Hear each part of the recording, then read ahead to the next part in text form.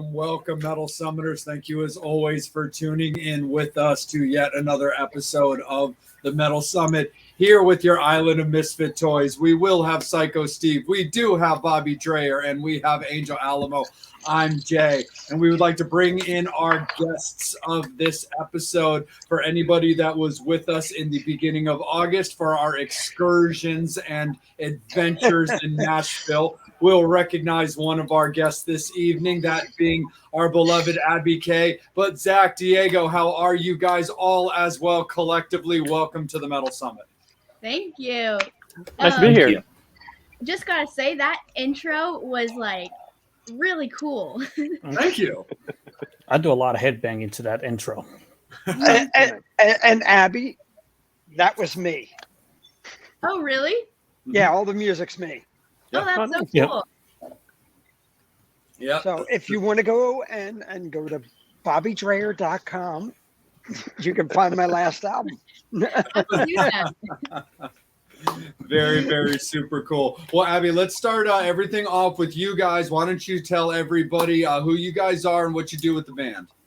Okay, so we are Abby K, a hard rock band based out of Charlotte, North Carolina. But in 14 days, we will be based out of Nashville, Tennessee.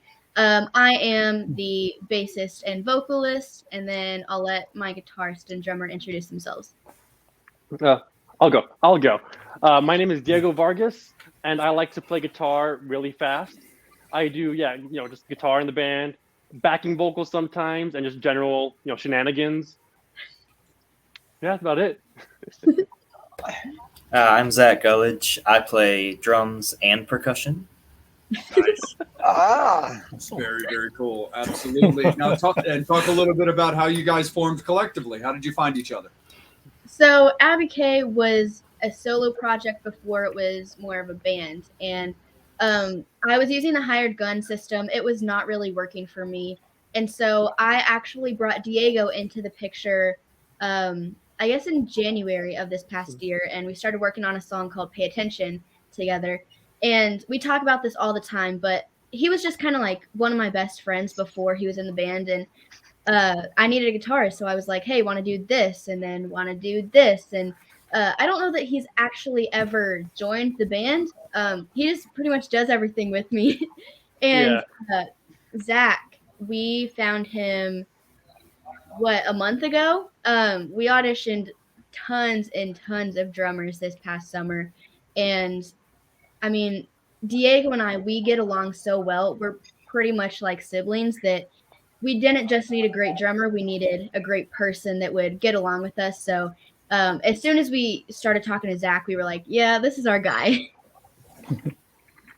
Awesome. Very cool. Diego, how would you talk a little bit about that on your relationship with Abby leading into the position? It was definitely very subtle to the point where it's I didn't even throw a frog in boiling water and won't notice until it's already too late. It was kind of like that where I found out about her through Instagram. I was like, hey, you want to do a collab video? And we became friends. And then especially during COVID, we became closer friends along with some other people online. And then it reached a certain point where she was like, oh, hey, I'm doing a song. You want to play guitar on it as my friend? And I'm like, okay, yeah, cool, awesome. I'm totally down. And then it's like, oh, you want to go across the country and be in this music video? And I'm like, sure. And, here I am now, 10 months later, about to be roommates with her. Yeah. Nice. I guess he's in the band. Nice. I haven't agreed yet. That's never been brought up. It just kind of happened. He's just going to be that forever hired gun guy. Yeah. I'm still thinking about it. Okay, we could make it yet. official. Hey, if you change your mind before the end of the show, you could make it official on the Metal Summit. Nice. That is true.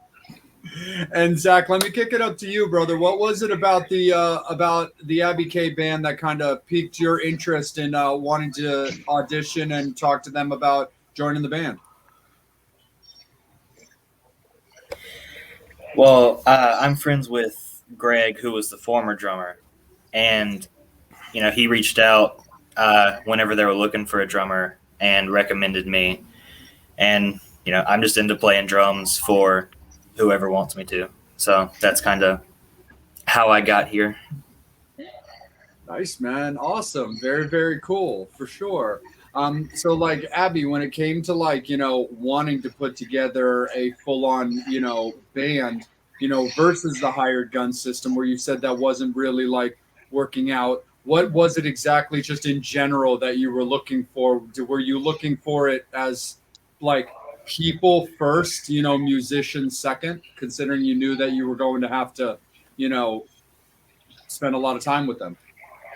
I think honestly, the thing that I was looking for were not only people that were closer to my age, because I didn't really have that with my previous lineup, but people that they would show up to a music video, get paid, and then maybe they would actually post about the video and promote it. And usually with a hired gun system, they're just there to play a show and get paid. And I kind of needed more support than that, because I'm an 18-year-old girl, and it's hard for me to make a successful career if I'm the only one behind it. So I think adding these two guys into it, we really became a team, and now we have 3 people pushing this. And just in the past year, I think we've done more than we have in the past 5 combined. Awesome. Right on. Very, very cool. Bobby, it's all you, brother. So, Abby, I got to throw a couple things out. It's a little confusing with you. Now, you're going under Abby K, correct? Yes. So on iTunes and a lot of social media, there's like 5 Abby Ks. How the hell do we decipher who the hell, because, and I got to laugh, because I'm one of those guys when I'm downloading your music and getting stuff, and I'm the guy who pays for music. I just don't stream shit, but yeah. I wind up getting the wrong people, and I'm going, fuck, this ain't her. Yeah, there's I believe there's 3 total Abby Ks. We've run into a few problems with it, but so the way that I'm kind of differentiating myself is all of my social media is Abby K Rocks. And of course, like on streaming platforms and YouTube, it's still just Abby K. Man, I don't know. That's something that we're going to have to really figure out eventually. And we are actually, man, I don't think we've told anybody this, but eventually we are considering doing like Joan Jett and the Blackhearts, or Abby K and the Somethings. We're not totally sure on that, but that's one of the main reasons why we're considering it. Mm-hmm. Nice. But what I'm saying, even if you did like Doug Pinnick, when he goes out, he uses the acronym of DUG. Mm-hmm. But if you did Abby just a different way than somebody else, maybe that was be the whole,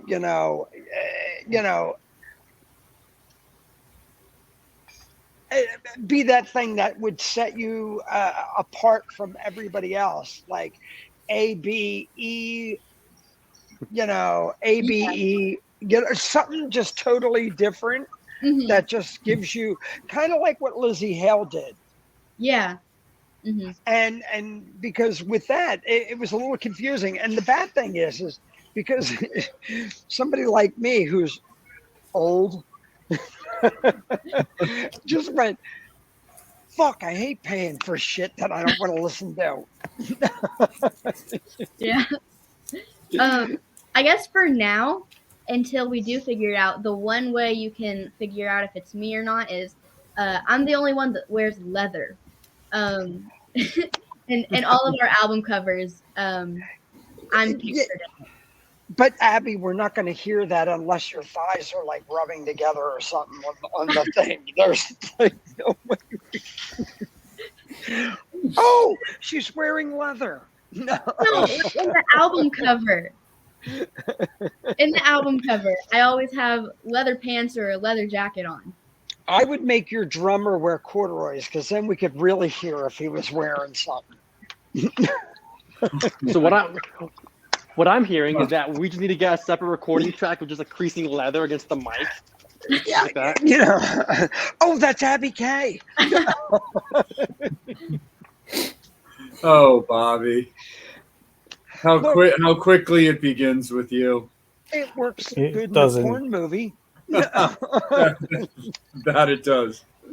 It works in porn movies. It works in horror movies.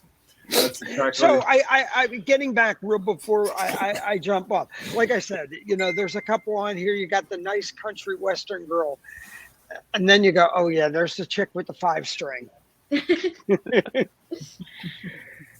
And your video that you put out for I Thought That I Loved You kicked ass. Thank you. Fun fact about that. I had just this like distinct vision in my head of exactly what I wanted for that. And my manager at the time, and even my parents, they were like, I don't get it. Like, what are you thinking? They just did not understand it. And they were like, I don't know that this is going to be good. And I think it's my best video yet. Now my parents, they're like, I love it. They're glad that they trusted me on it. And that was the first time that I was just trusted to handle it because I was only 17. And so my parents and my former manager were very involved. But they just let me handle it. And I think they're glad that they let that happen now. Very cool. Absolutely. So, Abby, we touched base with you for the first time in Nashville at Rockin' Pod, and you talked about how in 2 weeks you will be living in Nashville. So we've talked extensively on this show about what originated as like the West Coast swing that's now becoming the East Coast swing, where all the bands of like the rockers of the 80s, they went to LA because that's where what it was all about. Then it became too fake and plastic and weird. Then all of a sudden Vegas was the new spot. Now Nashville's kind of becoming the new spot. What is it about Nashville that drew you to Nashville for a new start? So I was always dead set on LA. And I went to LA in 2018 for Grammy Camp. I was like, oh my gosh, I'm going to live here. This is exactly where I want to be. And then I went in 2020 for NAMM, and I actually told my dad, one day I'm going to have a one-way plane ticket here. And I mean, dead set on LA. And then I went to Nashville, and we recorded with Troy Laketta from Tesla. And the moment that I knew I needed to be there was we were at a bar called The Local with my parents, Diego, and Troy. And they were having an all-female songwriters night called Girls Gone Local. And I've never really seen there were 5 or 6 female songwriters up there, which was really cool for me to see. And so I asked Troy, do you think they would let me play a song? I don't even have a guitar. And he said, no, they have these things booked months in advance. And I asked anyways, and they told me no. And I asked again. And finally, they said yes, and I got up there, and I played a song at Girls Gone Local, and I think after that, my parents were really impressed that, I don't step out of my comfort zone very easily. I'm very shy, and I wanted that bad enough that I went and got it, and everyone was just so supportive there and welcoming, and I felt very, I don't know, I've never really fit in, but I felt very similar to other people there. And yeah, Nashville's just a very welcoming community that I can't wait to be a part of. Nice. Very cool. When you're living there permanently, what's the first thing you're going to do? Probably happy cry.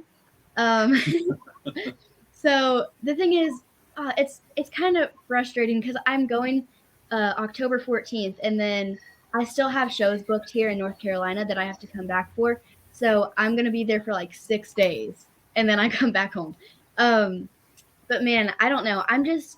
I'm so excited to have my own space. I've set it up in a way that is going to be really good for my creativity. So I'm just going to try to get as much content as possible, meet as many people as possible, and kind of just see what happens. Very, very cool. And Diego, you had mentioned roommate, so you're going as well, yeah? Yeah, I'm not going as soon, but we're aiming for January 1st, beginning of 2022, starting it off in Nashville. Nice. Very, very cool. And Zach, are you going to be going to Nashville eventually as well? I actually live in Cookville, so I'm only about an hour 15 outside of Nashville right now. Oh, bitchin'. So Nice. You're already right in that area. Very, very cool. Awesome, man. Right on. Angel, let's kick it up to you, brother. How are you this evening, and how are the Metal Summoners? I am super, super awesome. It's been a great year so far. Steve got engaged. I got a new girlfriend. Yay. Thank you. No. It took 30 years, but damn it. I'm sorry. The collective hearts of many Metal Summoners, I can hear them shattering, Angel. Welcome, dude. All right, let's get to it. April Wilk wants to know about it. When is the album coming out? Okay, so we are hoping to release our debut album sometime in 2022. We do have a Halloween song coming out soon, a Christmas song, and then we'll probably do 1 or 2 more singles beginning of next year, and that'll be our last single for a little bit. And so hopefully we'll do either an EP or a full-length album. Cool. Okay. This is what I get for paying too much attention to the Jack Daniels, not enough attention to my job. Okay, we're gonna get a full album. Everyone is just saying hello. Can't wait till the next tour. Bobby will rename himself Bob D. That was Matt Porter. No, Bob B. But we did have a guest named Bob D. Bob B. Yeah, Bob and D? he also had a suggestion for the name of a band. Okay, this one is, I can't even freaking pronounce it, Matt. Thanks a lot. So I'm just going to put it up on the screen. Band name suggestion. Oh, Abby and Abby and the Corduroys.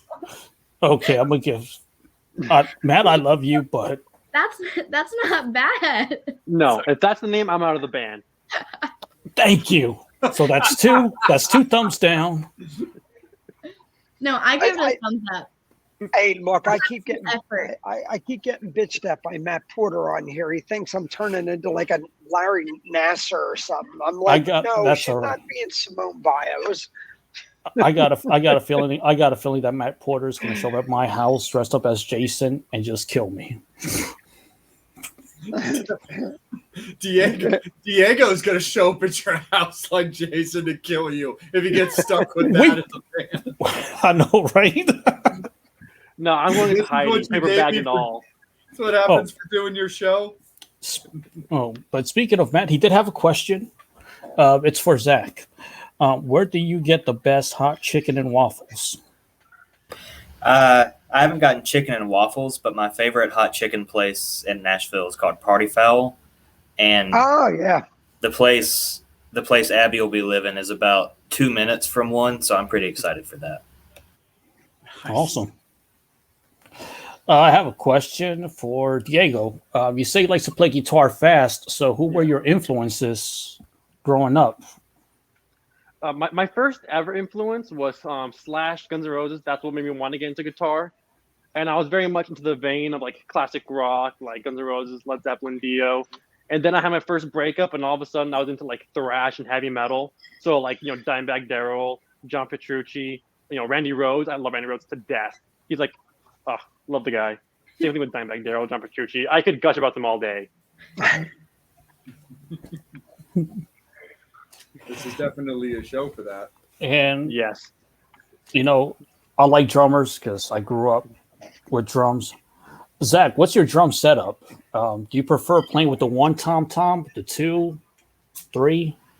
What's your drum setup like? And what do you prefer? What I'm doing. The setup I've had for the few shows I've done with them was 1 rack tom, 2 floor toms, but my back isn't the best, so I kind of prefer to have more toms in front of me so I don't have to turn as much. Okay.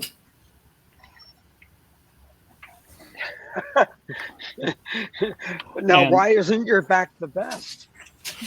I've been moving drum equipment for 13 years now, so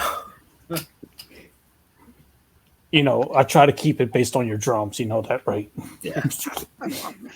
He had to take it to a different level. Always, and my level's pretty low. That's too much information. His Sorry back about hurts that, from Zach. carrying the band. Wait, but don't bump. Go ahead, Bobby. Roll with it. We know you want to. I'm just going to say, Abby, so you're going to do a full length. Who do you want producing the album? I mean, not that you're going to, but who would you really like to work with to produce your first album? Okay, so our past two releases have been produced by Troy Laketta. And we've talked about recording the album ourselves, and that's just because studio time and working with people, that's expensive, especially when we got Diego in California, Zach in Tennessee, and me in North Carolina. But if I could actually work with a producer, I kind of want to work with Howard Benson.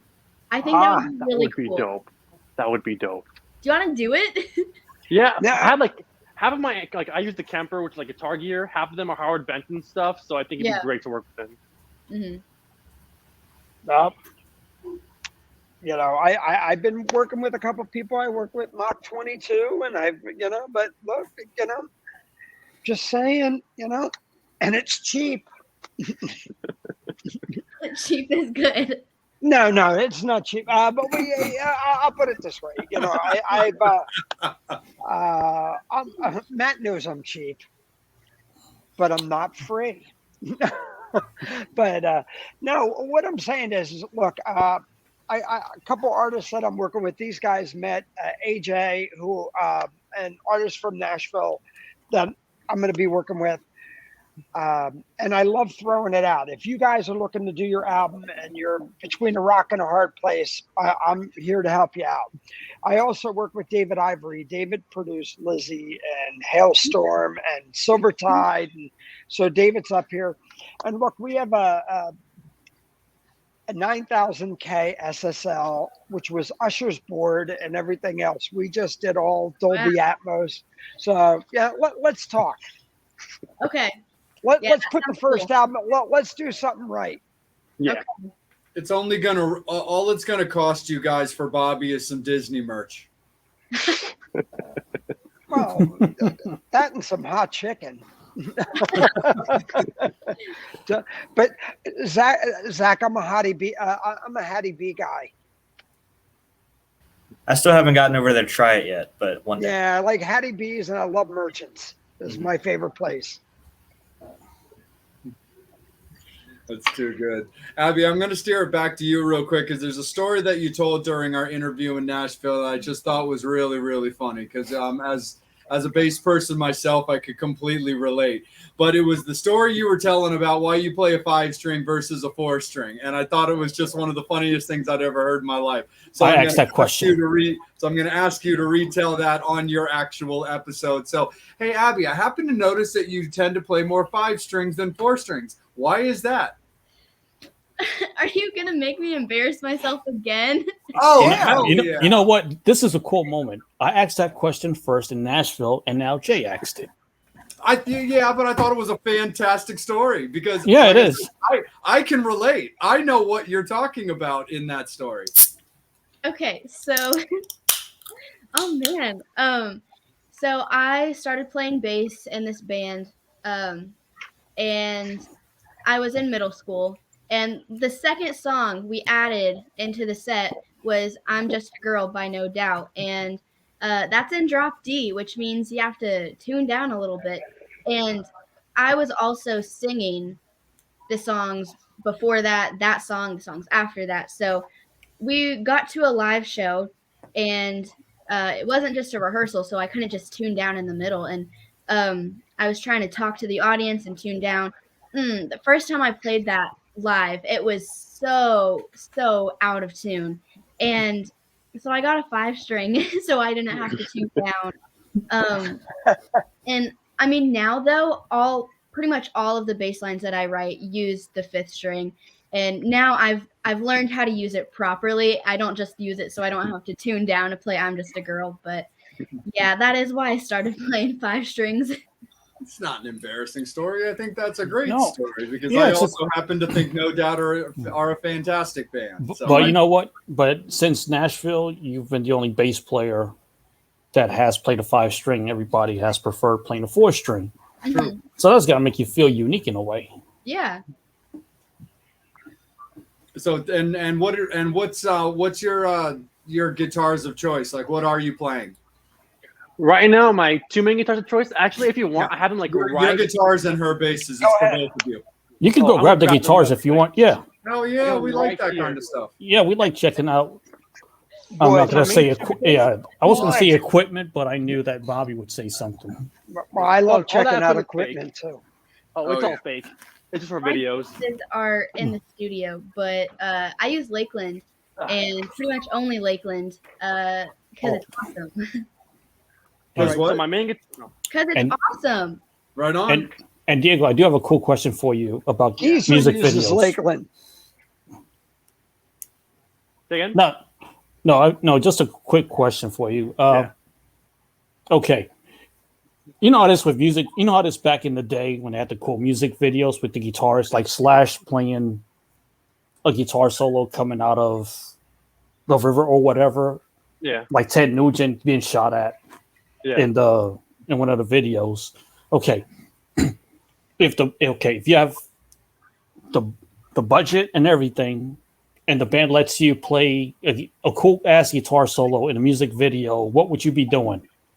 Skydiving, coming out of a fire? I don't know. That may be the best question I've ever been asked. Yes. Dang. Interested in this. There is one idea I've had. It's Okay. like a song I've been like kind of like messing around with, where it's very much like a metal song, but because I put like a jazz swing section in it. So I love like a music video where it's like in a 1920s speakeasy bar, and there's like the big band on stage, and all of a sudden it's me, ripping a solo. It look all 1920s vintage film, and then just me just ripping a guitar solo. Nice. Yeah. Just So- something like right out of like The Great Gatsby. Exactly. Yeah. Very Art Deco style. Mhm. But yeah, this is my baby. This is my Gibson Les Paul. Nice. Pretty much Wow. the only thing stock on it is the body and neck. I pretty much changed everything on this. I soldered that myself. This thing has been through hell and back. I've scratched, if I can get it to show, I've scratched the finish off right there from constant years of abuse. This thing's covered in scuffs. This one was broken. It was duct taped for a while, but this thing sings. It's awesome. It's glorious. But this one, it's just cool to play. It's just cool to play. And also, it looks dope. It's a Charbel Star. Wow, that's a cool one. Yeah. I fell in love with this. Like I know, like Was Gus that- G's kind of the main guy to play it, but the band Havoc, the guitarist Reese Scruggs, a killer guitar player, absolutely phenomenal, and he plays one of these, and I was like, oh my god, that shape is cool, and no one's playing it. Let me play it. Is that like Dimebag influenced, like? Because remember Dimebag Darrell. I No, I was just curious. That's all. I'm not sure because like I know this was more inspired by the EVH shark fin guitar. Okay. But I do see a lot of guys that wrap the Pantera gear, the Dimebag Darrell gear. They'll do something like this. Like again, the guitarist Reese Scruggs from Havoc, giant Dimebag fan. He'll do the Dimebag squeals as well, and it's a lot with this shape. Nice. Yeah, It's yeah. sick. I find that the Dimebag like X, as I used to refer to it, was a little bit more like based off of a traditional V shape with a fin, as opposed Yeah. to that one, which is definitely shaped more in that like traditional, almost kind of like trapezoid star kind of like look and stuff like that. Yeah, But, it's. No, go ahead, brother. I don't know. I was just saying that. Yeah, it's sick. That's about as much as I gotta say on it. No, so cool for sure. And Abby, absolutely, girl. We see that you busted it out too. Okay, so my dad rocks. He's apparently watching this and realized that I was not prepared with my bass, so he went out to the studio to get it. This is my Lakeland. Cool. Yeah, I mean, it's my bass, my best friend. I love her. Oh, and what do we name her? Okay, so I've named all of my instruments just like as a joke, but then I always forget. Like I know my ukulele, that's Ursula. I don't even remember what I named her. Is that named after the Little Mermaid? I don't know. I like to do like the same letter. So for ukulele, I did a U, Oh, good one. and then I feel like this was something that started with an L for Lakeland. But Lucy. I have no idea. I can rename her right now. I Do would it, go do with it. Lucy in the Okay, skies that. with Diamond. we can have the people on the Facebook comments name her. Or Lizzie. Okay, We need I'll Ls. definitely read the comments as they come in. Okay, what should I name this? It's got to be L's, L. guys. It's got to be Well, L's. it could be a B because it's a bass. That's true. Bertha. L or B. I would go with Bertha. I can't do Bertha because that's the name of our first band van. Big Bertha. Oh, I got one. Lilith. Lilith. That's a good one. It's a bit out there, a bit witchcrafty. that's What? such a lesbian name. Whoa. Lilith's a dope name. Excuse me. Louis, Lily. Lily. Why don't you call it after a dinosaur, like a lot of places? I gotta look it up. I know like Lilith is like a name of like a pagan sort of character. I gotta look it up. I would go with, Okay. Big Boy. Bottom Betty. I'm trying to keep up with the comments, so yep. Think I'm doing a good job. Yep. Black Betty. Black Betty would. Lily. Black Betty would be it. Leverine. Oh, that's from Steve. Steve, get your ass on the show. Hurry up, man. You're late. Well, I'm just playing. Lexi, I definitely didn't hate that one. Yeah. But that's more nostalgic for me because Travis is my homeboy. Luna. I need more Jack Daniels. I Okay. don't think of a good name.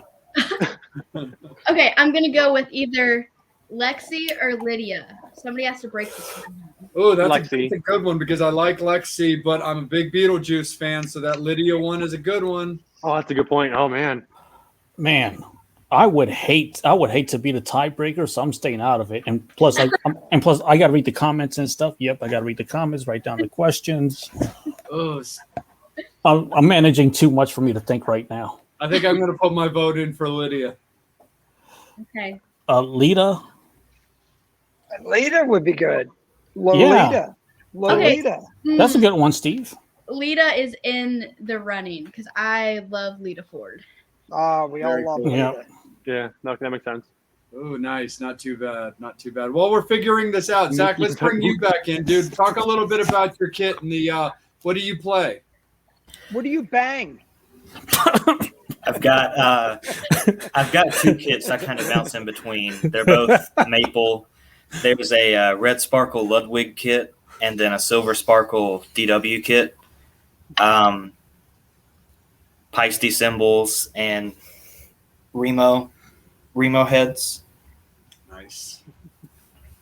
Right on. Very cool for sure. So, Zach, I got to ask you real quick. So, your Sparkle kit, are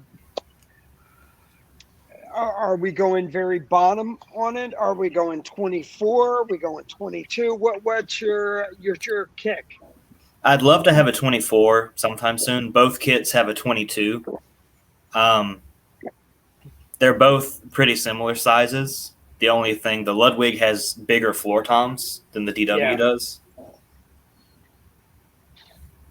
So your pasties, are you running 2002s? Are you running really more of a classic rock sound? Or are you going more for a thinner sound for your, crashes? I've got most of the set is 602s, so a lot of the classic rock inspired, and then I have a signature fast crash. It's a little darker than all the other ones I heard, and I like that. And then just one of the trashy, the Swiss crashes with all the holes in it. Yeah. Very cool. Nice. Very, very cool. When you're so Abby, everybody really, we touched base on this earlier about, you doing the 4-piece thing, but you're doing a 3-piece thing now.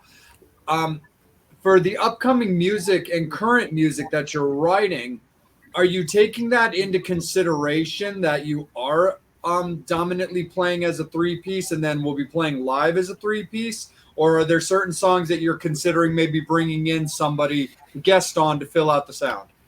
So honestly, I don't think we really consider how we're gonna play it live, because somebody once said to me, like, you don't win, they don't win, song wins. So like, you don't say, oh, how am I gonna play this live? You do it if it fits for the song, and then you'll just have to figure it out later. So if there's a song that needs a second guitar part, yeah, I'll call one of my friends. We'll put them on there. But no, I don't think we worry about how to do it live. We just do what fits for the song, and then we figure it out later. Right on. Very cool. Absolutely, for sure. How about yourself, Diego? When it comes to like just kind of writing and stylistically like designing things, how does your brain kind of work a little bit there? I'm kind of on the same boat where it's just my priority is getting what's ever in my head onto, I guess, and make it into audible sound. So I'm not going to worry about, oh man, okay, if I do it live, what pedal am I going to press? How am I going to play it? My goal is, okay, just make something I like. Like the song we just recorded a single recently, and there are parts where there probably are like 3 to 5 different guitar tracks playing at the same time over each other, just live like overdubbing, and it sounds sick. But I'm not really worried about how to do it live. Because like especially with playing as a three-piece. Sorry, fix my ear things. Playing as a three-piece, it's been really fun because in the studio I do whatever I want, just make beautiful music. But live, I get to do the whole Eddie Van Halen, Alex Lifeson thing, where it's like, okay, how do I make this giant sound with just one guitar? So it kind of forces me to get extra creative instead of just relying on, okay, I'm gonna play one thing and let someone else take care of it. It's like, no, it's up to me to make it sound good. And I will say, I think people, like, if they're going to a concert, they don't want to hear the record. So I think if there's certain things that are different or are changed, I don't think people really care because, or at least hopefully people are understanding that you're paying to go hear a band live, which is also why we don't use tracks. Because we could just put a second guitar on a track, but we have really no interest in doing that because we're live, and hopefully people understand that. Yeah. Absolutely. But funny enough, that reminds me, because we recorded a single recently, and like when it comes to playing stuff differently live, and this was, I flew back home, like 2 days later, I called them up and like, guys, I know we already recorded, but I just had this great idea for the end, something we can do completely different. And Abby's like, Diego, I love you and I hate you because that's a good idea, but we already finished the song. Yeah. You know what? Look, I've had that problem. I had a whole album done, and the singer said, "Can we redo?" I'm like, "Do you realize I just had your album mastered at Abbey Road Studios?" And they're like, "Oh, Kim, I'm going. Yeah, sure you can if you want to fucking pay to redo the whole thing, But yeah, I totally understand that. It's like save it for the next thing. Yeah. Absolutely, for sure. Angel, let's kick it back up to you, buddy. Well, definitely got a few questions to get to. April wants to know, is there another tour planned? There is, and we can't talk about it yet, but Okay. Does it involve going overseas? Can you? No, it is in the United States. Okay. We actually have a lot of things in the works. There's one that hopefully there will actually be an official announcement for soon on the Abby K Rock social media pages. But I mean, as soon as we can get in the same house together, I just think there's probably going to be a lot of new things happening. Because, I mean, right now we write a song, but it's over Zoom or email tracks. It's very difficult. So living under the same roof, there's just going to be 24/7 music and business. So hopefully we'll have a lot of things in 2022. Awesome. And got a question from Candy. She wants to know, will you be making an appearance at next year's Rockin' Pod? I hope so. I'll have to see when it is, and I'll have to reach out to them. But I would love to. I had so much fun this year, especially at the Rare Hair Jam the night before. I was on stage right before Billy Sheehan, which really freaked me out, but in a really cool way. Yeah, I just had a great time. So yeah, I'd love to go back. Awesome. Yeah, and I'm pretty sure. I mean, we'll definitely be going back. We had a great time. I mean, we all had a great time there. Yeah. Yeah. Just going. Oh, another one. This is from Jeannie. It was great to meet you in Nashville. What have you been doing since that weekend in August? It was nice to meet you too. And I have been, oh man, a lot of things have happened since then. Well, we got the band back in North Carolina. We played a few shows. We toured up to Philadelphia and back. And oh man, we were in the studio. Wait a second, Abby. So where in Philly were you? I'm right outside of Philly. We played at the Fire, right in Philadelphia, and then we went to get Philadelphia cheesesteaks afterwards. Very cool. Yeah, that was a good trip. And then the boys went home. What, about a week ago? I don't even know the timeline. 2 weeks, I think. Yeah. 2 weeks? I don't know. There's been a lot of business work happening since then, so hopefully there's going to be a lot of announcements soon. Cool. And we got 2 guitar questions for Diego, one from myself and one from Matt Porter. Since Matt Porter's so special, I'll let Matt go first. What are your favorite riffs to play? Oh man, one of my favorite riffs to play. I think overall, I just love playing thrash metal riffs because they're just like the most like challenging riffs for me, but like in a good way where it's like, you know, you can't half-ass it. You got to go in balls blazing, like just like, okay, you're in it. So honestly, anything by Pantera, like Domination, that goes hard. What else? Blackened, Metallica, getting all that down picking. Yeah. I'm bringing up again the band Havoc. They have a song off their last album called Phantom Force. It's like the gnarliest thing I've ever heard, and I've been trying for a year. I still can't play it. It's one of those things I constantly I'm working on, just super articulate playing. It's insane. Okay. What else? Yeah. Now, my question to Diego, again, I'm not sure how far you guys are into writing, so if it's not the right question, just let me know. What's the method when it comes to guitar solos in a song? Right now, I think we're still kind of like phasing in, right? Because for the longest time, it was like just Abby writing songs, and so it was kind of just like her take on it. But now that I get input, I'm a guitar player, so obviously I'm gonna be like, I want a 2-minute solo. So it's kind of like finding that dynamic of what fits the song versus what kind of creatively fulfills me. So like, is it gonna be like a quick solo after the bridge, or is it gonna be a whole instrumental section? Fingers crossed we get that at some point. Abby's probably not crazy about that idea, but I want it. I want like a whole like metal instrumental section. I want it to happen. That was the most polite way I've ever heard somebody avoid using the word ego we've ever had on this show.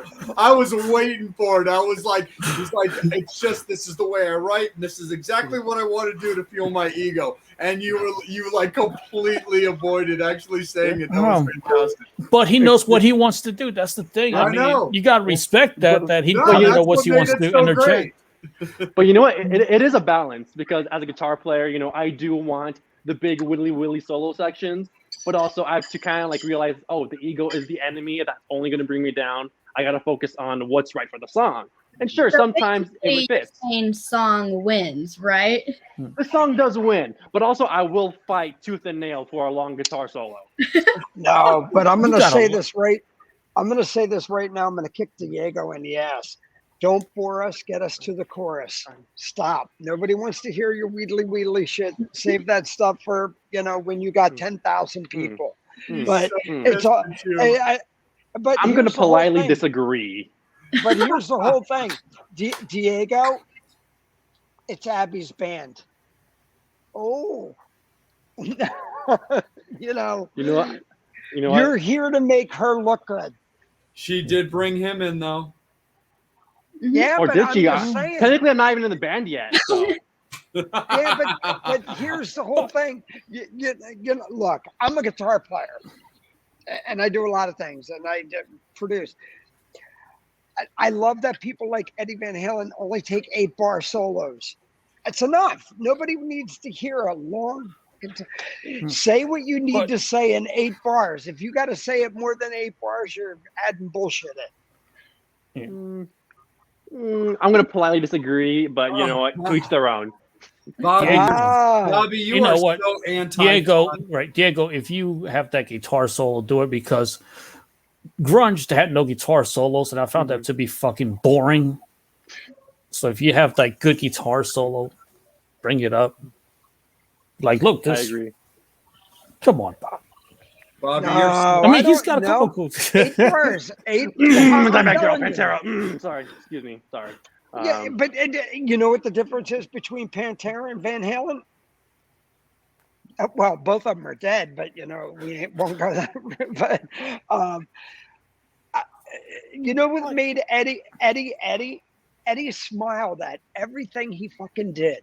You know, and look at Dimebag. It was like, oh, okay. How many? My whole thing is, if you want to be a grunge band, that's fine. Then it'll be a sausage party. No, But you know what? no grunge. I'll find a middle ground. I agree. Eddie Van Halen was always smiling, but I think the thing they have in common was no matter what, their entire heart was in it. There was no backing down. It was 100% who they were. They didn't care if anyone liked or disliked what they were doing. They were going to do what they wanted to do, which is the most rock and roll thing to do.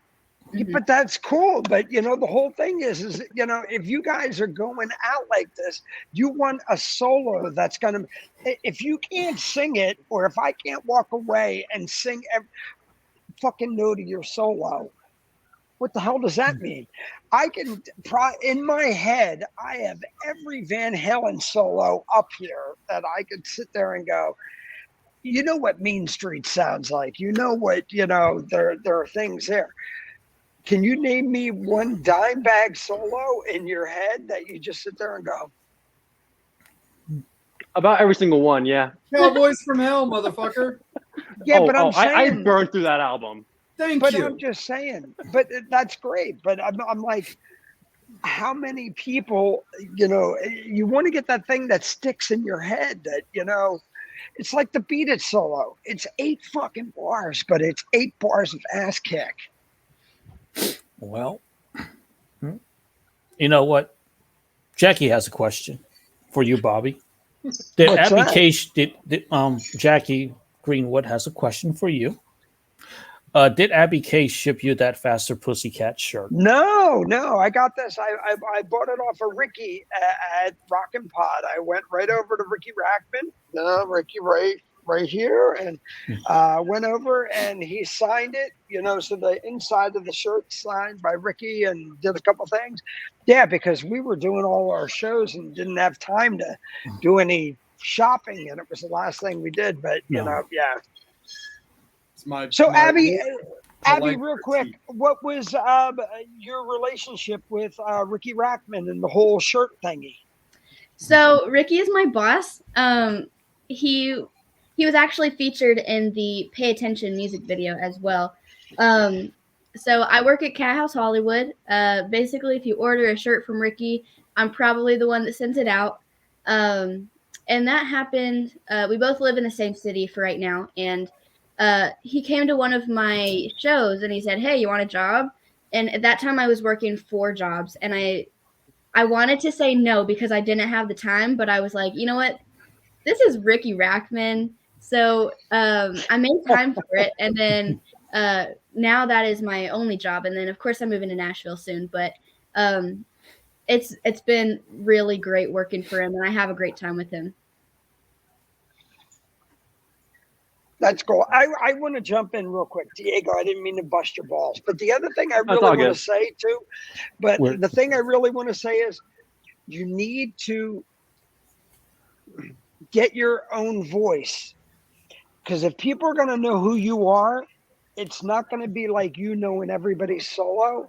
It's that thing that sets you apart, that when they drop a needle on, they go, and you mentioned a lot of your guitar heroes like mine, but what makes people go, that's a Diego solo? Dude, that's a fucking Diego. Because I know when I hear Gus G and I hear this and I hear Eddie and I hear, Jason Becker, I'm going, get your voice. Your fingers are your voice, dude. So, Bobby, here's a good question for you. What advice would you give Diego? Because you've worked with many bands and many guitarists. So, what kind of separates? How can I put it? Like the wannabes per se. So, how can Diego kind of get to that level? The biggest thing is there, and I love that he's using it.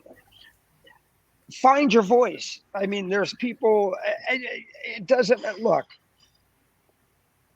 When you hear Journey, it's Neil Sean. You hear X, Y, and Z, or you know who the guitar players are. You mentioned Dimebag and a lot of your heroes. Find your voice. That thing that's going to set you apart from everybody else. It's not the notes you play. It's that thing that's people are going to go, dude, that's the thing. Scotty Ian, I know when I hear an Anthrax song, I know what Scotty sounds like. Yeah. So, I 100% agree. Yeah. Because, obviously we all have a lot of the same influences, but it's all about, how do you uniquely steal from them and make it this amalgamation of your own personality? Is it the way you pick? Is it the way your vibrato is? It's all about, because you could copy Zach Wilde or, Johnny Petrucci, Dimebag Darrell all day long, but they'll still be like, okay, he's just copying that. But yeah, I 100% agree. The goal is to kind of find your own voice with like, oh shit, that's Diego, that's that's Zach, that's Abby, that's whoever they are.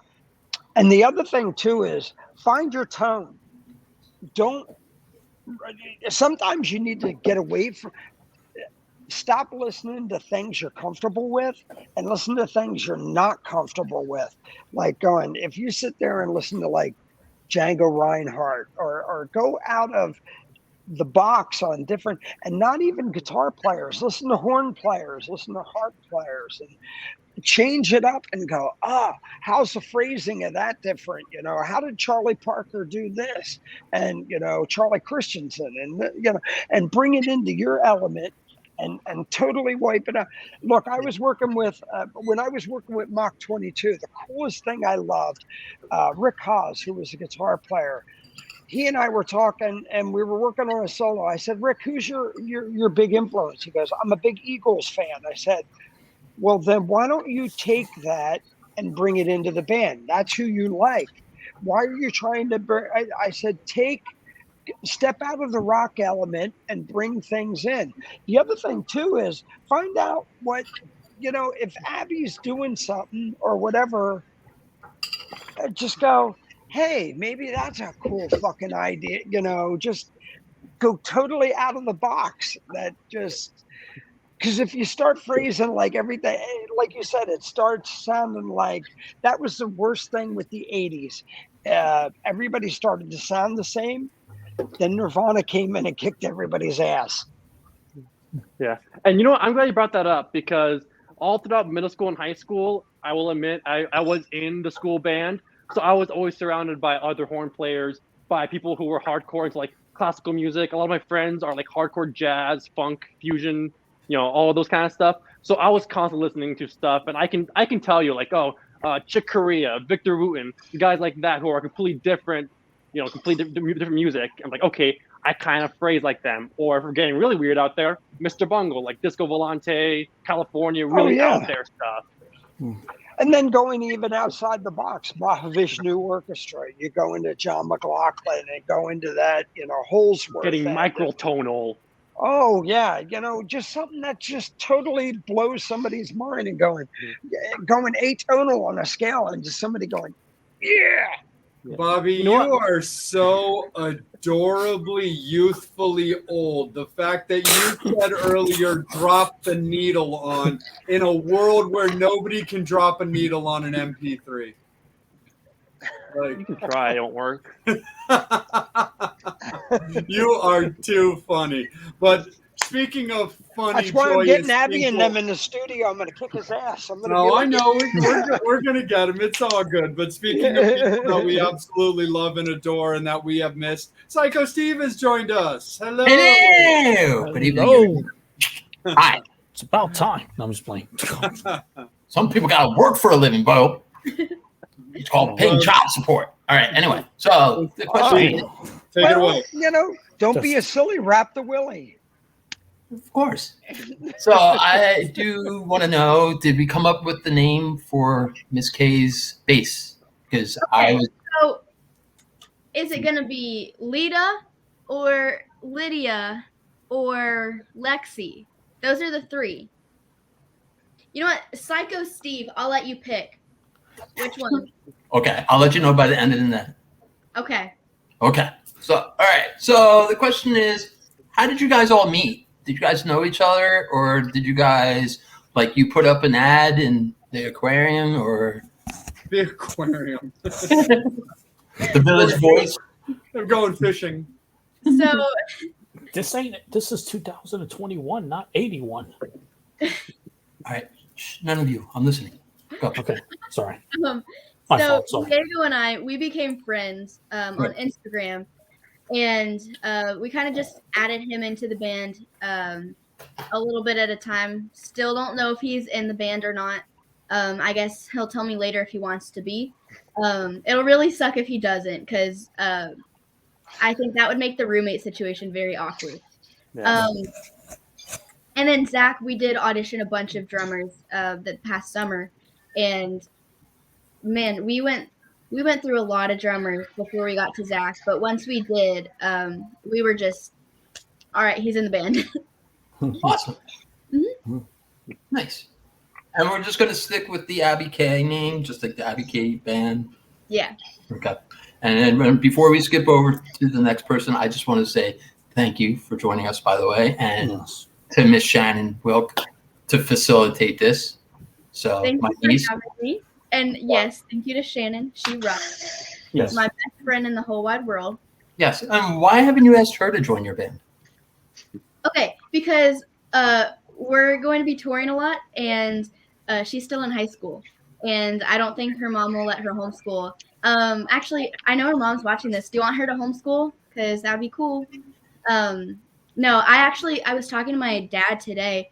I was like, man, I wish Shannon could go on tour with us as our tour photographer, because she's taken pictures of us, I think 2 or 3 times now, 2 times. And I mean, they are just incredible every time. There's no bad pictures. So yeah, that would be really cool. But Well, her mom said their no. uncle is on here, and I will schmooze with Jody tomorrow morning and see if I can see what we could do. Maybe she could come in and do some when you guys do spring break, winter break, Yeah, that kind of thing. yeah. Maybe We could come something on like that. But Abby, you were met with a very aggressive no. Yeah, her mom did just say no, but that's okay. Steve, if you want to talk to the mom, you're very convincing. You can use some of your persuasion skills. Sure. All right. So we'll make it happen. You'll see. Yeah. Okay. So I want to keep on their good side, but you're on the show. They're not. So there you go. All right. Got to poke the bear. Come on, guys. Just a little bit. Dude, don't poke me, dude. Okay, there you go. So, and I heard a little bit of the interview about the hot chicken and Dimebag Darrell and everything, which is, he was a very dear friend of mine, Diego.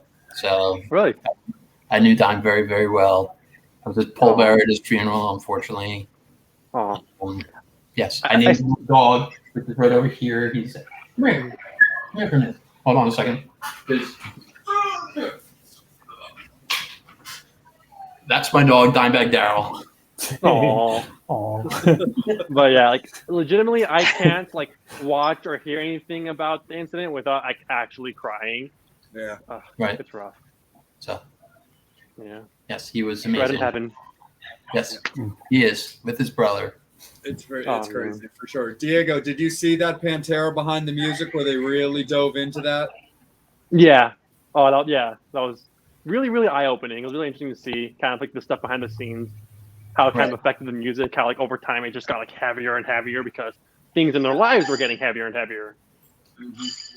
A lot of that was true though, because Phil never responded to he never reached out when Dime and Vinny, because I was a witness to several calls to get him on the phone that say, let's put this thing together again, and Vinny's and Dime was like, what's this issue?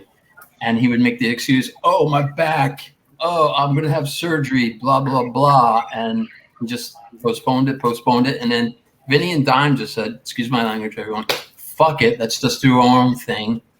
And then they were going to do, Gasoline, and then they did that David Allen Coe thing, and then they did Damage Plan, and then Disaster. So I was with him 4 days before it happened. Okay, yeah. So because we were talking, and he was playing a club in Jersey called the Starland Ballroom, and it was me, Artie Lang, Vinny, Dime. We were all sitting around the bar. It was like 2 or 3 o'clock in the morning, and my very dear friend Drew Dime grabs me by my shirt and everything, kisses me right on the mouth, and goes, "Don't forget, you're my favorite Jew." So that's why I always tell people. And he gave me a big hug, and he goes, "After the tour, you come down to Texas. We'll do some barbecuing," and yeah. And then he gave me this.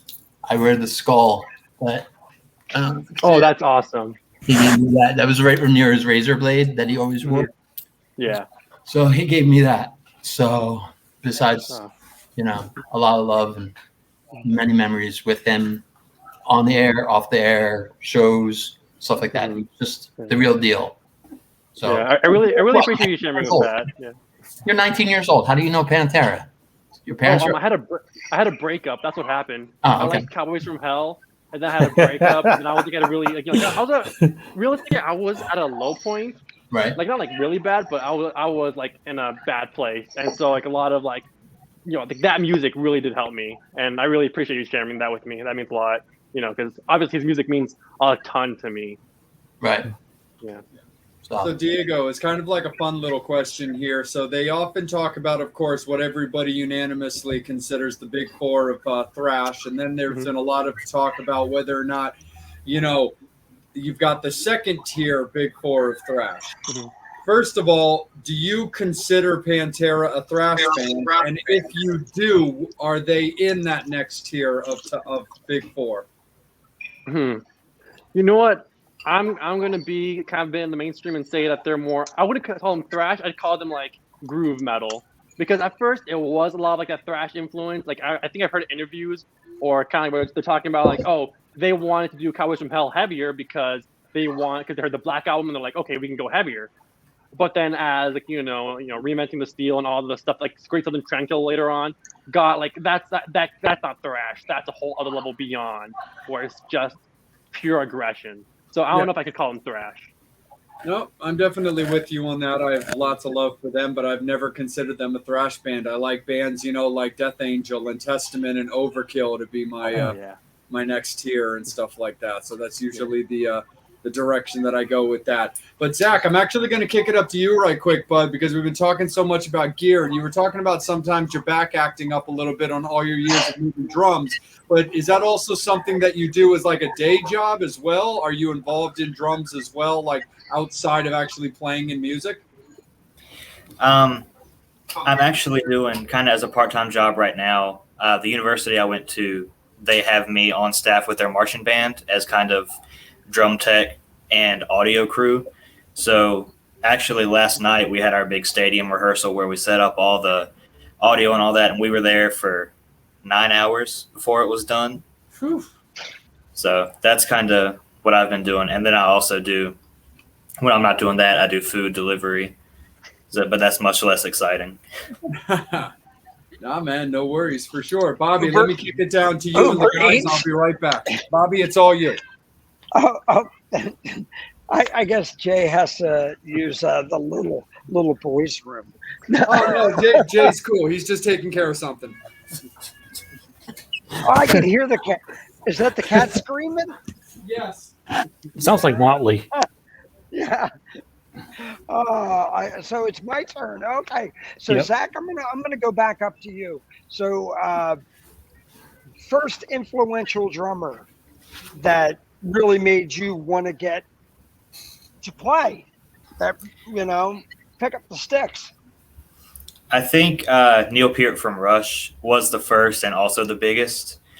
It was probably, I guess, right around when I was 10. I found a bunch of cassettes that my mom had of Rush, moving pictures and signals and all that. And that was kind of my introduction into more than just like 2 and 4. So Yeah. So I mean, through that whole thing, and the great thing is with you guys being a 3-piece band, there's so many iconic 3-piece bands out there. One of my favorite ones has got to be Triumph too, out of Canada, and but you guys do. Killing his cat. Fucking hey. Oh my God! Yeah, sorry about that. Oh my God! It sounds like it sounds like a little kid. Yeah. No, Jay. it's this one right here. Oh, that's a new one. No, that's Nick's has always been here. Oh, Nick's looks different. Yeah, I guess because he's in the light. The ring light makes it lighter. Okay. he's just like, I gotta be attention more. Meow. I'm like, oh my God, who's screaming in the background? I'm like, it sounded like Jay. It sounded like you were doing bad porn. Well, whatever's gonna get me noticed by more people. We need the viewers. Don't be a fool. Wrap your tool. Yes. Jay and his kitties. I'm not going to say anything. That's why I have the cat house shirt on. But no, Zach, getting back to you. I mean, have you always been pushed? You talked about Neil, but I mean, is there the Carl Palmers? Is there any other drummers that really just sparked your thing that just went? Keith Moon, Charlie? Mm-hmm. Yeah, I'd say I'm a lot more into the progressive rock side of stuff. So Neil and then Phil Collins has been a big one, both drumming and also like his solo career. Yeah. And then Todd Zuckerman from Styx has also been a really big, thanks Scott, a really big influence as for playing more for the song and stuff like that. Yeah. I mean, that's the whole big thing about it is when you have a guys like that, they can, and kind of, even go back to the Diego thing, drummers who want to go all out. But the cool thing about Neil Peart, with being a 3-piece band, you guys really have to know your spots. It's a lot harder, I'd say, with a 3-piece band than it is with a 4 and 5-piece, because Diego, you brought it up earlier. You can't be relaxed. You have a lot of weight on your shoulder, as much as Abby does, as much as Zach does. You guys really have to depend on each other. Yeah. I like that kind of thinking, because I feel like also when it comes to like maybe if you have like a bit of stage anxiety or you're worried about a show, it's like, okay, well, we're all horrified, so at least we're horrified together, which means I'm not horrified. I'm talking hypothetically, Abby. but like it's kind of like a shared pressure. Like we all have pressure on ourselves, but by the fact that we all have it, we kind of all share it. So it's like we got to be a team in it. Of course, because if one element, I mean, you guys, it's there can't be a weak link, because if there is, it really shows. It's like, one of you can't go out and go, oh, you know what, I just played shitty. No, that means you're all played shitty tonight, because it really, I mean, it's that triangle thing, wink, wink. But you can't have, it gets a little lopsided. I mean, Abby could have the best show ever, but if Zach is sitting there going behind the beat or this and that, it's a push-pull. So, yeah, you guys really, I always commend a lot of trio bands that are out there. For sure. No, 100%. Definitely. Abby, really quick, one thing that I got to ask. So with that going on, look, your name is on the marquee. Everybody's coming out to see Abby K. Do you have to crack the whip a lot? I mean, you know, No, not at all. And that's why these two guys are in the band. Because, you know, actually since they've joined, it's less of me, Abby K, and the boys. It's more like now we are Abby K and we're a team. We do this all together. I definitely have picked the right people because sometimes they know what I need them to do before I even know that I need them to do it. And so when I go to them to say, hey, can you do this? It's already done. And I mean, the two of them, they always have my back. They're doing good. that's awesome. That's so cool. For sure, definitely. Nah, no worries, man. Absolutely. We're actually going to bring back in the Jew for you since it's another spin around the table. But let's bring in our beloved Psycho Steve since we have him. Okay. I have a question for all three of you. First concert, first album, and let me see. Yeah, I would say, and first song that you learned. Okay. For me, my first concert, man, I tell everybody that it was to see Kiss. It really wasn't. It was to see Taylor Swift. But I'm just going to say my first concert was Kiss. My first good concert, like full-on rock show, was Kiss.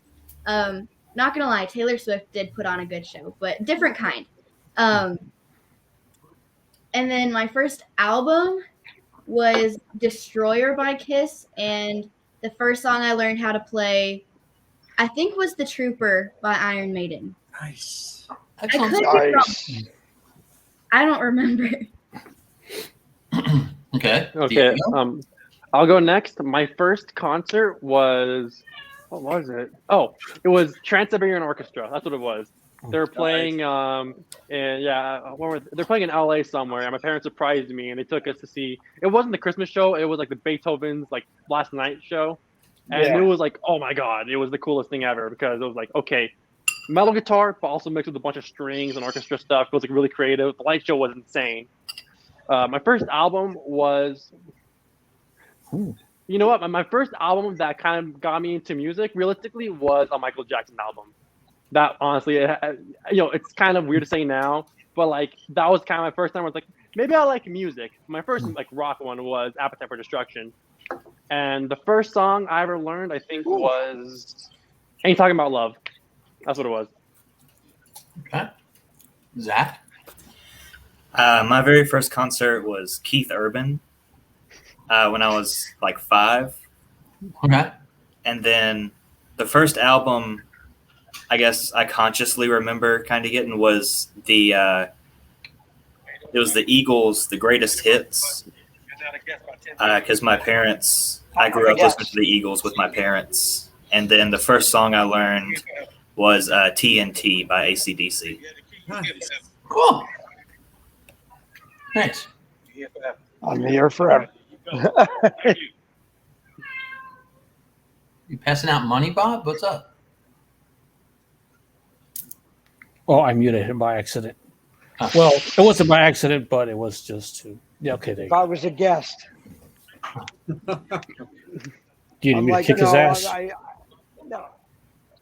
Just asking. How the hell are you going to get down? Guy in Philly, I'm going to get my ass kicked. I'm a fucking white guy, in Philly. Bobby's got a fan. Yeah. Well, I'm going to keep it with everybody. And since we're a couple of days away from hitting October, just because I'm a part of this show and it's just because I feel like it, favorite horror movies? No, okay. I don't fit. No. Come on, Abby. Halloween. I watched Halloween. I don't remember which one it was. I don't remember anything about it. I had nightmares for literally months. Don't worry, I can work with you. All right. And I the got new one this. comes out on the 15th. Yes. Mm-hmm. I got this dialed up. It's not even a test. It's the simplest thing ever. Evil Dead. That's my all-time favorite movie. I've already got tickets to see it next week in theaters for the 40th anniversary. I bought them like 2 minutes after they were announced. Exorcist, also a great movie, but for me, it has to be The Evil Dead. It's so campy and gory, and Ash is the coolest character ever. I love it so much. The Exorcist. Yeah. I think mine is probably Jaws. That's the one I've seen the most. Nice. That's awesome. There's on the East Coast, Diego. There's a convention between Jersey and Baltimore that ranges about 4 shows a year called Monster Mania. And right before COVID, they brought in Bruce Campbell, so I was able to meet Bruce Campbell. Oh, that's awesome. That's so cool. Yeah. The chin that could kill. Yes. Yeah. Hail to the chin, baby. Hail to the chin. Yep. Absolutely. Well, since you asked them, we got to ask you, what's your favorite horror movie, Jay? No, absolutely. Well, I broke in the 80s like slasher stuff. So like, Jason is my man. It's my first, big horror like piece tattoo was a Jason tattoo, and that was always my thing. The first movie that got me into a horror actually was Jaws, so I can meet Zach on that one for sure. Because the funny thing is, when I was really little, back when slumber parties were still cool, because I don't even know if the youth of now even still do slumber parties, but without Blockbuster, I think it's a real cop out, because slumber parties were awesome back in the day, because you chose whatever house was going to host it. Parents didn't give a shit. You went to Blockbuster and you rented a movie that you knew you weren't going to be allowed to watch normally, but the parents didn't care. But it was funny. So when I was really little, I think I was like 6 or something, I'm at a slumber party, and there's a movie that we watched. It's an old Hugh Grant psychedelic, like succubus demonic movie. It's called Lair of the White Worm. It's one of my favorite movies now, but it's really wacky, crazy, really psychedelic. Like I said, dealing with like succubuses. It's got a lot of phallic imagery. Dude, I was in hysterics watching this movie. They had to call my mom. She had to come and rescue me. It was so crazy. I was just not having it. And you think that would be a wrap on my horror life, but about a year later, Jay, what was the name of that movie again? It's called Lair of the White Worm. Yeah, I got it pulled up. Yeah, dude, it's fantastic. I think my ex-wife's in it. It's really crazy. She might be. I know what picture you're probably referencing too, but it was crazy. So about a year later, for like movie night in my school, my homeroom teacher showed us Jaws, and dude, I was in it to win it. So I think I just needed like that one more year of like maturity, because this is like the mid 80s, and I'm like I needed like. I wasn't old enough yet to be able to like handle a lot of that stuff, but my overall favorite movie has always been A Clockwork Orange, but Jason's my homeboy, and anything dealing with like demonic possessions, whether it's Ouija boards like in Witchboard or The Exorcist, but as far as new stuff, I'm all about Insidious and The Conjuring and Annabelle. Hey, Jay. Yes. I just got a text from Tony, and he told me to call when I get off. Well, don't let us stop. Good night, everybody. That means. I could take that in a double meaning. I hate that. Tell me what it is. Dude, not a single person heard you say that and took it one way. So it's all good. We'll have to check up on Bobby after the show. We will definitely have to check up on Bobby. So yeah, Abby, don't worry, I can work with you. I can break you in gently. Okay. We'll have to figure that out. But I will say, my buddy Sammy, who's been a good friend and a good supporter of the show, Michael Myers is her homeboy. So the fact that you threw out Halloween is everything that she would have wanted to hear. So she would have been super duper stoked about that.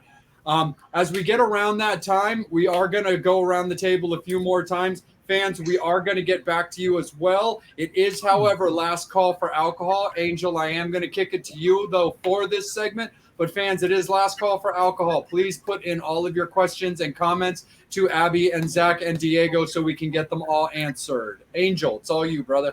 Sure. First question's from, well, not the first question. We've been doing the show for an hour. I don't know why I said that, but April wants to know, take away the instrument. What is something you like to do? Man, I don't know. I pretty much am always either playing bass or doing the business side of things, but I do like to work out. Man, that's pretty much it. Wait, what else do I do?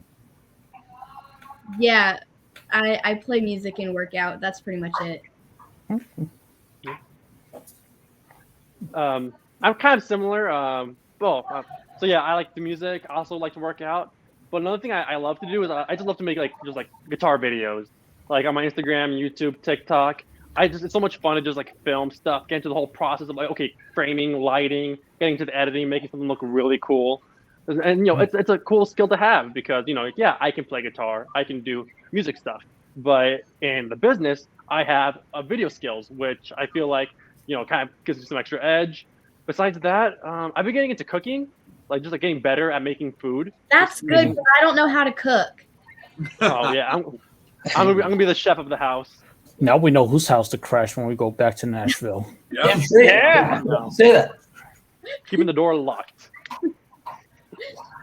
I can't cook for nothing. I just microwave. Yeah, my girlfriend cooks. She's a great cook. Don't worry. She made tacos. When Psycho Steve brings some of that old school Pantera stuff that we know he has, you'll open that door real fast. Oh yeah, no, he's invited anytime. Oh, thank you. And I like to cook too, so it's all good. But so I come from a Jewish mother. I make better reservations though. So just saying. The TMS Abby K cook-off. Yes, there we go.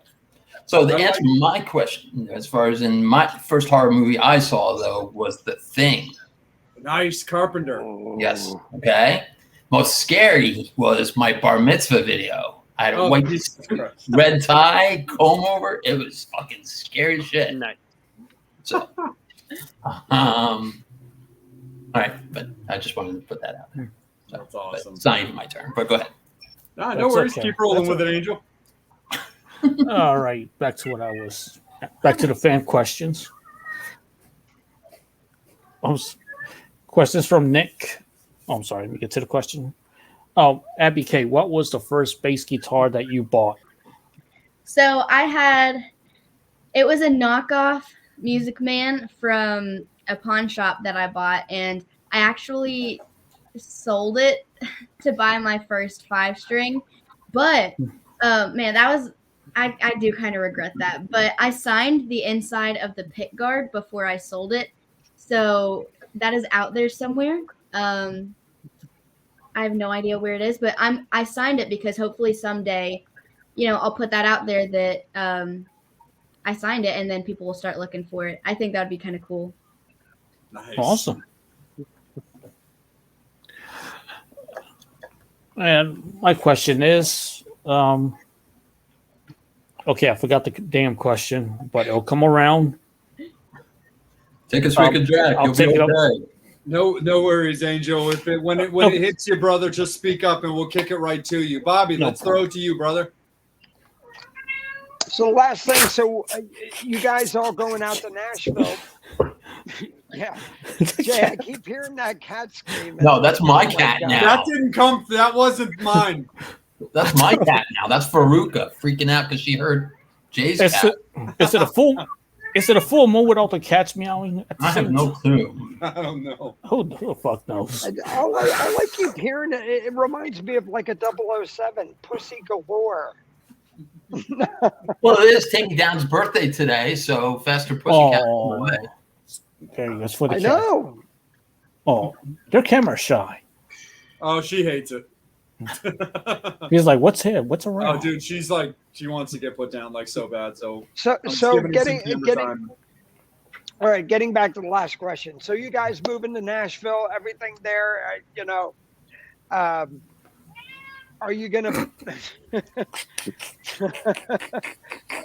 Steve, get your finger out of the cat's butt. Sorry. Oh my God, we are off the rails again. Are you guys going to be concentrating on doing more gigs around there, or going outside the box? And how the hell do we get you back in Philly, Abby? So I think like right now we've been focusing on a lot of the East Coast. And so moving to Nashville, we plan to do a lot of shows in Nashville, but also get a little bit more of the Midwest and then keep doing the East Coast. So we're just slowly building our tour route pretty much. We would love to come back to Philly. Hopefully sometime early next year, we will do another East Coast run. But yeah, we had a great time. Cool. How come nobody has a dog? I have a dog. Yeah, but your dog doesn't even bark. No, he's chilling. He's like, he just came over. He's chewing on his bone. Wow. Oh. Anyway, Man, moving right along. What happened to Diego? He Diego's just got like a texted little... that his computer died. Oh no. I mean, you didn't have to fire him that way, Abby. That's rude. No, right on. So when it comes to leaving North Carolina to move to Nashville to really focus on the music and everything like that, you were just talking about hopefully with being more centered a little bit in Nashville, really kind of having tours being opened up for you. What would be some of your like ideal bands that you'd like to go out with? I mean, you can shoot for the stars. You can just look for some things that you think stylistically would just be bitchin'. So big scale, this is my ultimate goal as a musician. I want to open for Iron Maiden. A little bit smaller, maybe more realistic, 2 to 3 years. I could see this happening. I would love to open for Nita Strauss on her solo tour. And then hopefully that would lead to us opening for Alice Cooper, but that'd be a little bit realistic for right now. Sure. No, very cool. And we love Nita. She's fantastic. Shout out to Dean. You go, bro. Exactly. That's awesome. Very, very cool. Zach, how about you, brother? Who would you like to open up for? I'd love to open. Recently, I've really gotten into Wolfgang Van Halen's band, Mammoth. Yeah. I'd love to work with them. I'd really love to open for Ghost or somebody like that. That'd be cool. Definitely like that. Our friend of the show, Candy, loves hearing that. That's her jam. Mm-hmm. She loves them. Aren't they going on tour with Volbeat? Yeah. Yeah. Yeah. Hopefully I'll be seeing them in Cincinnati in February. Nice. Can I go? If you want. Go. It's only 4 hours from Nashville. Have you ever seen them? No. Nice. Okay, hold on. Nick says, "Hallowed be thy name." That is my all-time favorite song. All time. Hey. Every I'm back. He's on fire. The sequel. I'm back. Diego I'm Vargas, the alive. sequel. Yep. Okay, let's see if we can do this. All right, this time I'm using my phone. The computer was taking too long, so I'm here. I'm back. What did I miss? Your hair got my God. longer. Well, It was done, man. Sorry. Yeah, we for a short time we were questioning your band status. We thought that Abby was over you. Oh, We thought you got promoted to fan. No. Diego, Rude. Zach and I are gonna go see Ghost. Are you going with us? I think I'm busy that day. Are you guys actually going to go see Ghost? Yeah, in February. Oh, I'm down. Oh, I'm down. with Volbeat? Yeah. Oh, yeah. Very cool. Yeah, Diego, we were just talking about ideal bands that you'd like to open for right now. I can already tell Abby said Hailstorm or Iron Maiden. Iron Maiden you got, Hailstorm you didn't. Yeah, that's right under Iron Maiden for me. That would be my Yeah. next option. That'd be awesome. Who would I want to open for? Oh dang. Honestly, it's kind of a weird answer, but I would love to open for Andrew WK because I love his music and I think he does like great live shows that are super energetic. So I think to like kind of be in that environment would be awesome. With who? His name is Andrew WK. He like I don't know how to describe his music, but it's just like the most sugary, energetic, upbeat rock and roll music you'll ever hear. Like it's just about creating this wall of energy and noise in your face, like overwhelming noise. But like I don't know, it's hard to describe. But I love his music so much, and his live It's shows are great. insane the entire The time. hardest- Yeah. The hardest way to describe it, considering there's like an electronic pop band that's kind of made it their shtick, but not to be confused with the LMFAO band. The easiest way to describe Andrew WK's music is party rock, because that's really what it is. It's just energetic. It's all about partying.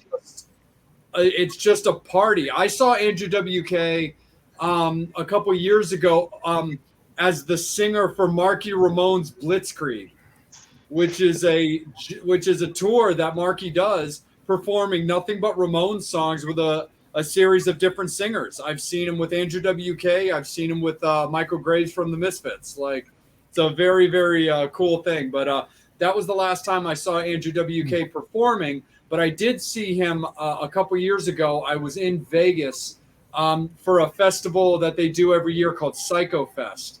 And Andrew WK was like the guest DJ for Psycho Fest. That's cool. So, That's really cool. I saw him doing like a DJ gig. And that was really cool. And Diego, right before you jump back on, Zach was talking about Wolfie Van Halen's band Mammoth, along with Ghost, as like a cool opening act for band for you guys to open for. So something like that would definitely be very cool. Angel, let me kick it back over to you, buddy. Did you have any success with your question? Oh, yeah.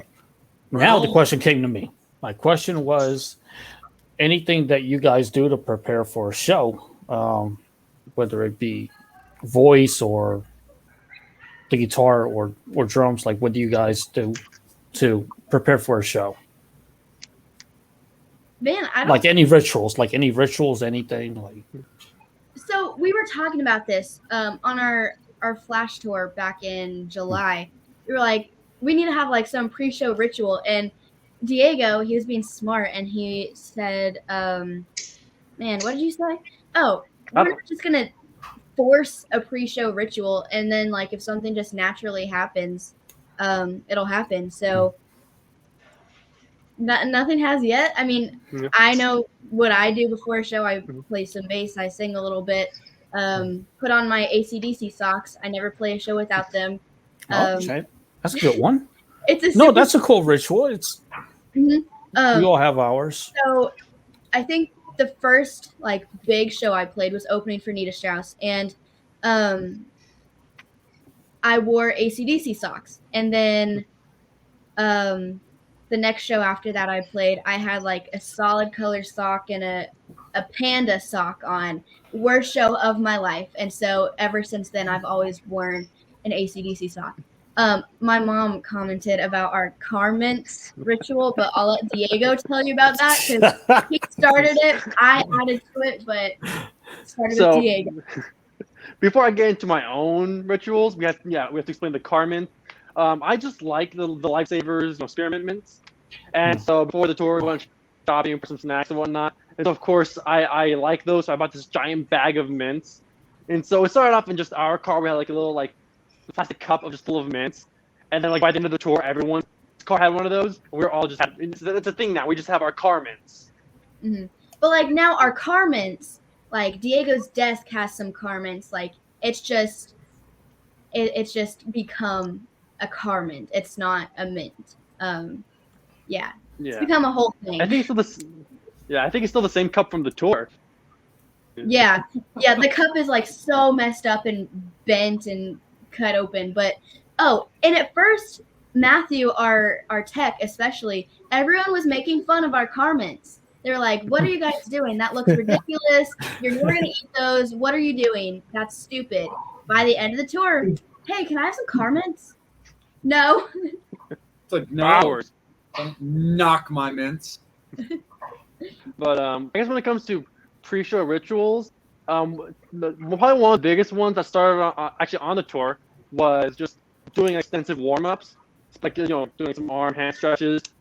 But the thing that really I kind of made it a thing is just doing like extensive neck warm-ups, because I noticed like I go hard, I'm headbanging, I'm moving around, and the next day I'm sore, I'm in pain, I don't want to do it.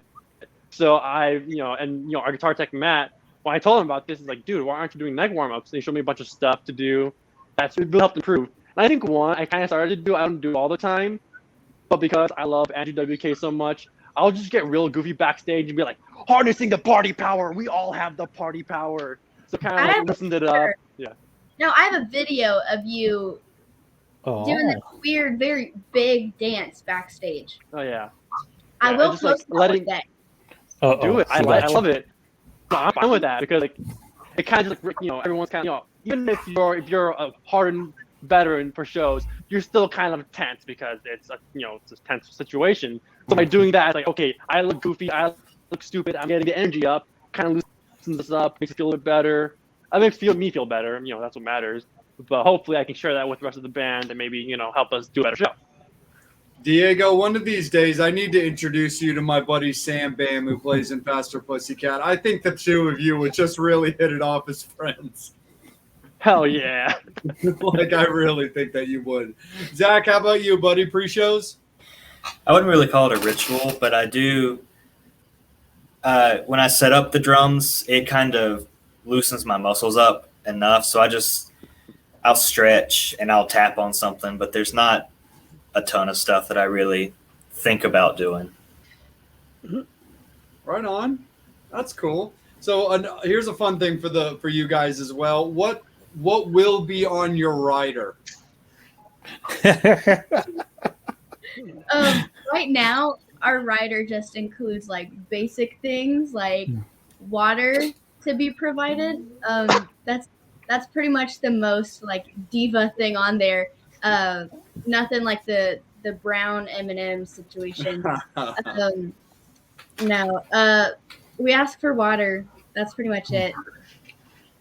I think if I had more input on the rider, I'm not hiding. I'm pretty low maintenance. I'm not really picky. I think I would just put funny stuff up.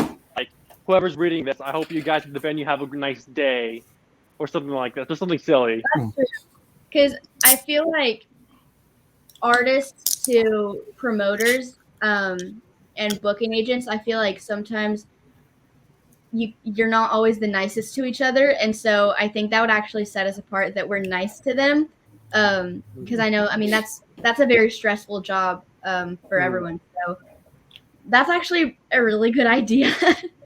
Yeah, because the way I think about it is like there's kind of intimidation factor where it's, okay, we're all professional, we're all business, but I don't know, the way I like to approach it is like we're all doing music because we love it. It's not like a dead end job. We're here because we're passionate about something. So yeah, it's stressful, it's still work, but why not show a bit of passion, have some fun with it?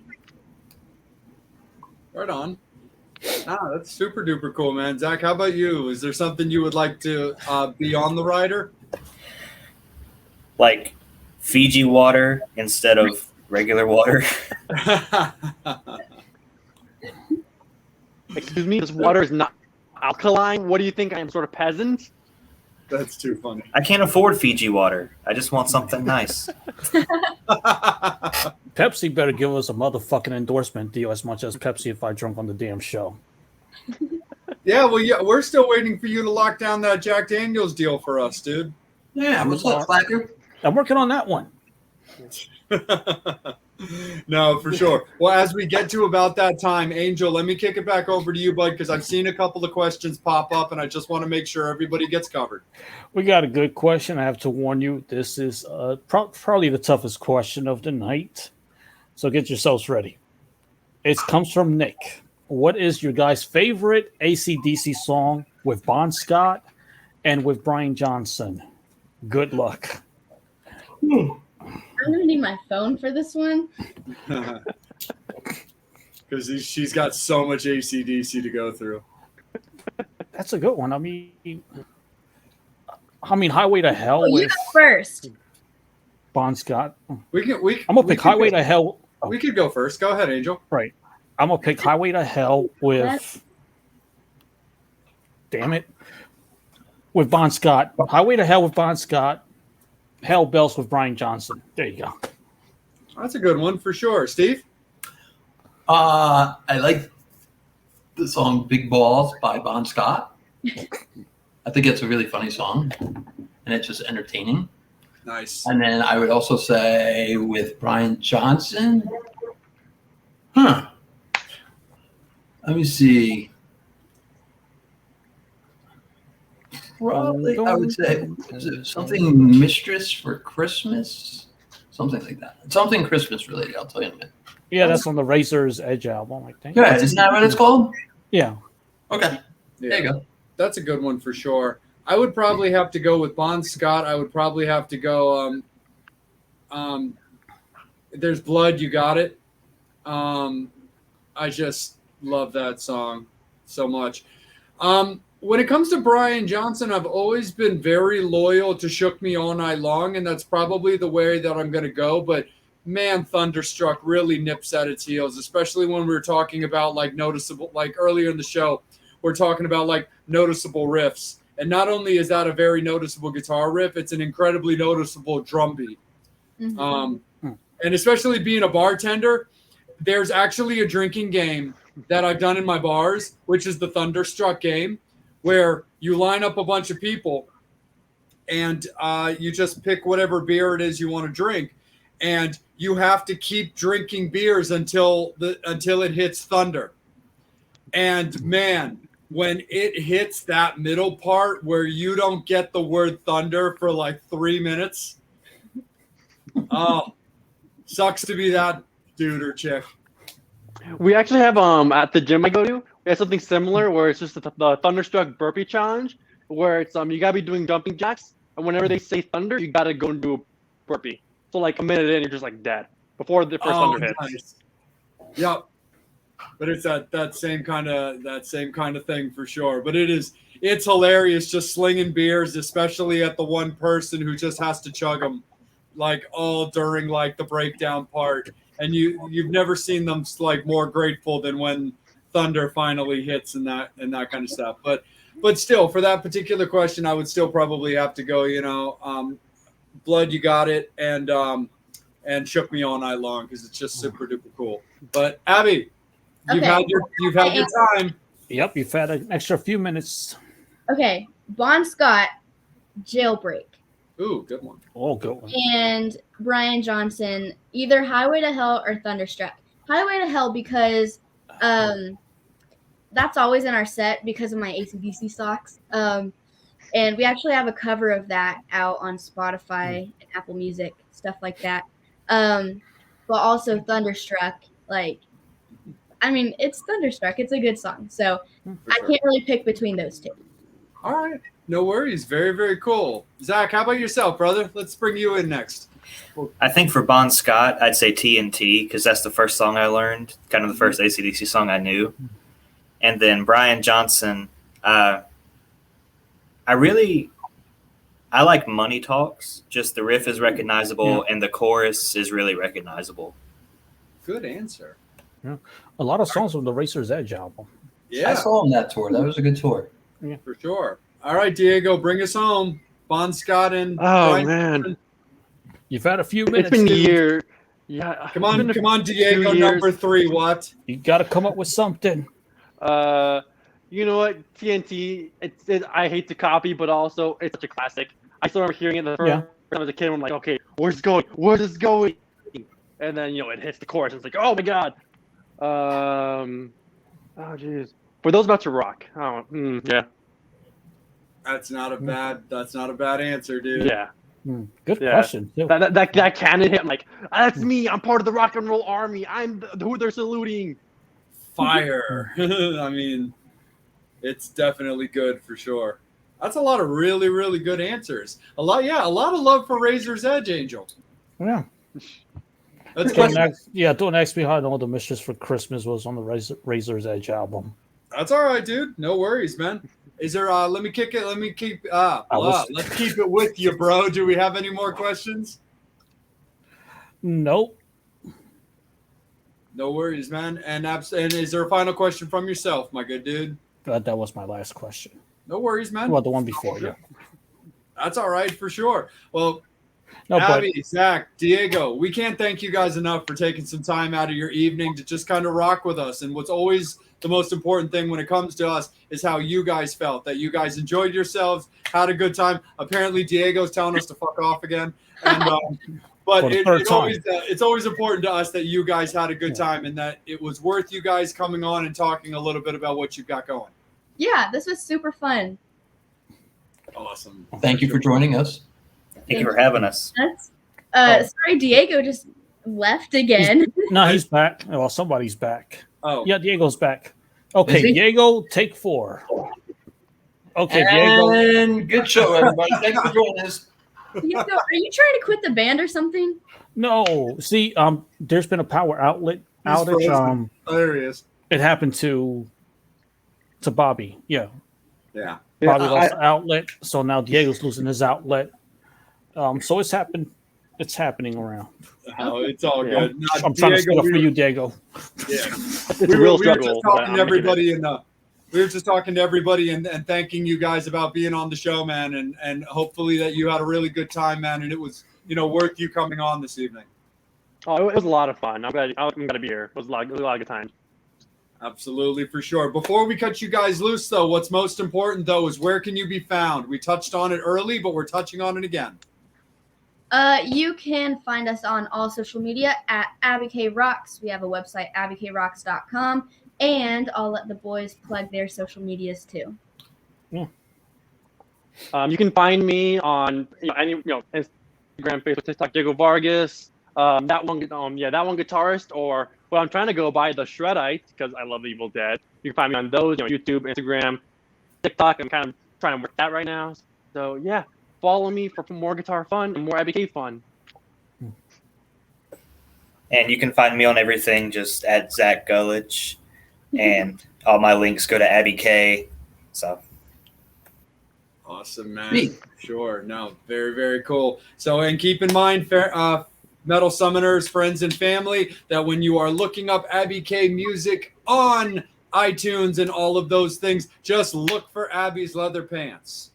Don't forget that. That is how you will distinguish this Abby K, the Abby K. But anyway, guys, Yeah, thank you you can't so see much. you can't see her AC/DC socks, so you have to stick with the leather pants. They're pretty rad, by the way. But that's something we're gonna have to throw out. Hey Shannon, if you're watching, or if when you check this out, we need some good live shots of Abby's socks. That's what we need. We know you have them. Well, Melissa took a pair of my shoes at that benefit I did in Pennsylvania. My Jimmy Webb's. She took a couple really rad. Oh, very cool. So yeah, those are very lovely. Oh, Abby, it looks like your red lipstick is getting a solid plug as well from a fan.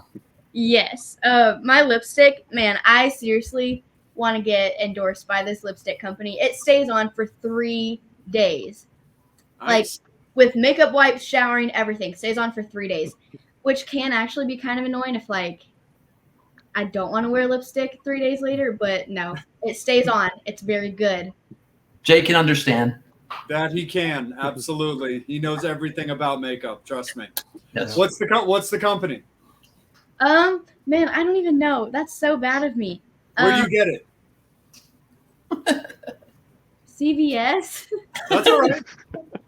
I don't know. Big spender there, Abby. I've had it for so long. I got it in 6th grade. I was in the Bye Bye Birdie musical, and I had red lips. So by now, like all the tags on it have Revlon. Yeah, okay. Thanks, Mom. The tags have rubbed off of it because it's 13 years old. 13 years old? No, that's not right. 7 years old.